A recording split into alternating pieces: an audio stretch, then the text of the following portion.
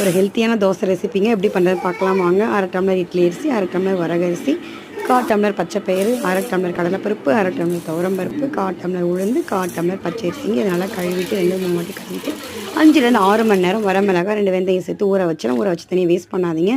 அதை மிக்ஸி ஜாரில் மாற்றிட்டு பூண்டு, கருவேப்பிலை, வரமிளகாய், சோம்பு, பெருங்காயம் போட்டு நம்ம கொரப்பாக அரைச்சி எடுத்துக்கலாம். கொஞ்சம் மஞ்சள் தூள், உப்பு, ஒரு பெரிய சைஸ் வெங்காயம், ஒரு கைப்பிடியில் முருங்கைக்கீரை தாங்க டேஸ்ட்டு. கொஞ்சம் தேங்காய் பூ எல்லாத்தையும் சேர்த்து நம்ம கலந்துக்கலாம். கலந்துட்டு தோசைக்கல் வச்சு ரொம்ப தடிமனாகவும் இல்லாமல் ரொம்ப மெலிசாகவும் இல்லாமல் ஆப்ப பதத்துக்கு ஊற்றி எடுத்துக்கலாங்க.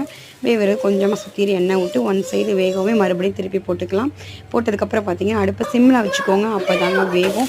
இதுக்கு எல்லா வகையான சட்னியும் நல்லாயிருக்கும். நான் தேங்காய் சட்னி பண்ணியிருக்கேன். நீங்கள் தேங்காய் சட்னி ட்ரை பண்ணி பாருங்கள். இது ரொம்ப சத்தான ஒரு ஹை ரிச் ப்ரோட்டீனுங்க. வெயிட் லாஸ் இருக்கவங்க தாராளமாக சாப்பிட்லாங்க. இது தாராளமாக குழந்தைங்களும் விரும்பி சாப்பிடுவாங்க. ட்ரை பண்ணி பார்த்துட்டு சொல்லுங்கள். தேங்க்யூ.